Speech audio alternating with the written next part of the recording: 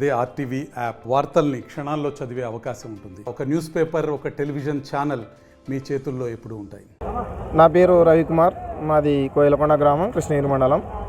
నేను ఎకరం టమోటా సాగు చేసినాను. పేపర్ వేసి సాగు చేసుకున్నాను.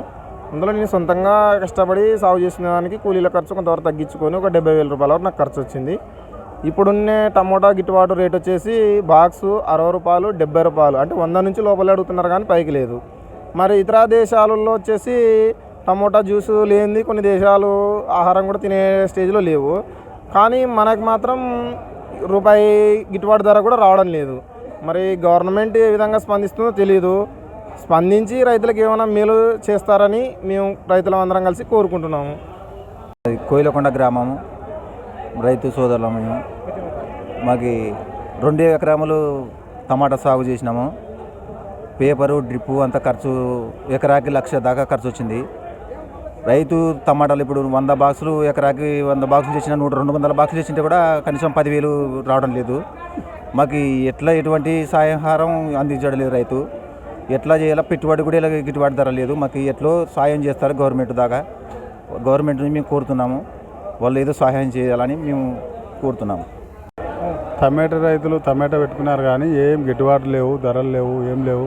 వాళ్ళ కూలీలు వెళ్ళడం లేదు, చాలా ఇబ్బందులు పడుతున్నారు. గవర్నమెంట్ ఏదైనా సాయం చేయాలని కోరుతున్నాం అంతే. ఈ ఎకరాకు 1,00,000 రూపాయలు వచ్చింది ఖర్చు. ఏం గిట్టుబాటు రాలే, ఏం రాలే, అంతే కదంగా. ఏం రాలే ఖర్చులు. ఇప్పుడు స్టార్ట్ అయింది సరుకు 1,00,000 రూపాయలు ఎకరాకు ఖర్చు వచ్చింది. ఇవాళ 40 బాక్సులు వేసుకొచ్చినాం. ఎంత రాలే, 200 రూపాయలు కూడా అడగడంలే ఎవరు అడగడం. డోన్ మండలం, నంద్యాల జిల్లా, చింతలపేట గ్రామం. ఎకరన్నర టమాటా నాటినాను. 1,00,000 రూపాయలు ఖర్చు.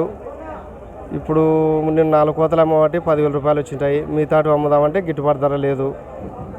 అది పరిస్థితి. మాకు గిట్టుబాటు ధర కావాలని కోరుకుంటున్నాము.